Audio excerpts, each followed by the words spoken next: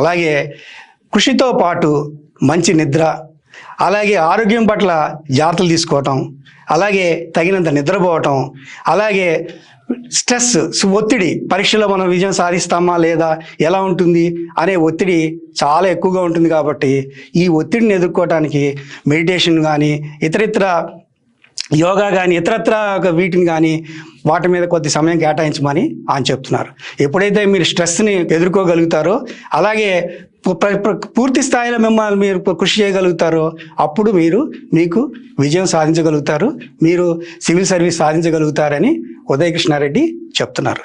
అలాగే ఆయన తెలుగు మీడియంలో చదవటం వలన తెలుగు మీడియం విద్య ఉన్నత స్థాయి పరీక్షల్లో విజయం సాధించలేమన్న ఒక అభిప్రాయం ఉంది. ఇంగ్లీష్ అద్భుతంగా రావాలి, రాకపోతే సివిల్ సర్వీస్ సాధించలేరు అనే అభిప్రాయం ఉంది. సో దాన్ని సాధించగలరు అని చెప్పడానికి ఉదయకృష్ణారెడ్డి ఒక ఉదాహరణ. ఆయన కూడా తెలుగు మీడియం పాఠశాలలో చదువుకున్నారు, తెలుగులోనే డిగ్రీ చదివారు. అయితే అక్కడి నుంచి ఆయన ఏం చేశారంటే, ఎప్పుడైతే సివిల్ సర్వీస్ లక్ష్యాన్ని పెట్టుకున్నారో ఆయన దినపత్రికల్ని అధ్యయనం చేశారు. దినపత్రికల్ని, ఆంగ్ల దినపత్రికలను అధ్యయనం చేయడం వలన భాష మీద ఒక పట్టు పెరిగింది. దాంతోపాటు చేతన్ భగత్ లాంటి కొత్త తరం రచయితల్లో చేతన్ భగత్ ఒకరు. చేతన్ భగత్ నవలలు కూడా నాకు స్ఫూర్తినిచ్చాయి అని ఆయన చెప్తున్నారు.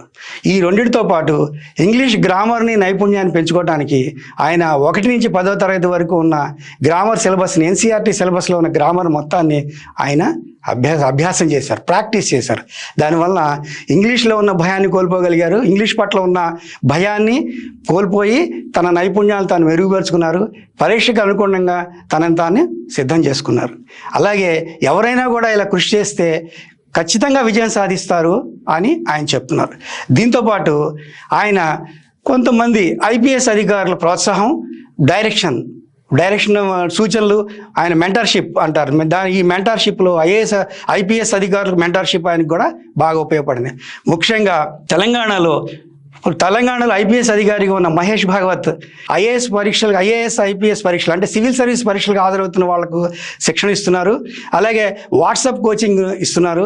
తగిన గైడెన్స్, అన్ని రకాల గైడెన్స్ని ఆయన అందిస్తున్నారు. సో మహేష్ భాగవత్ ప్రోత్సాహం కూడా ఉదయకృష్ణారెడ్డికి బాగా ఉపయోగపడింది.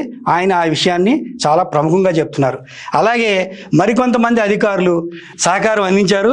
వారు తిరుపతిరావు, కేఎన్ రావు, రాళ్లపల్లి జగత్సాయి, ఈ ముగ్గురు కూడా ఐపీఎస్ అధికారులు. ఈ ముగ్గురు ఐపీఎస్ అధికారులు సహకారంతో, ప్రోత్సాహంతో, డైరెక్షన్తో నేను సివిల్ సర్వీసెస్ని క్రాక్ చేయగలిగానని ఆయన ఉదయకృష్ణారెడ్డి చెప్తున్నారు. ఏ రంగంలో అయినా సరే ఈ మెంటార్షిప్ అనేది అద్భుతంగా ఉపయోగపడుతుంది. ఎందుకంటే వాళ్ళ అనుభవాల ద్వారా పాఠాలు నేర్చుకోవడం సాధ్యమవుతుంది. పరీక్షకు వెళ్ళే విద్యార్థులు కూడా ఇలా మెంటార్షిప్ని తీసుకుంటే తప్పకుండా విజయం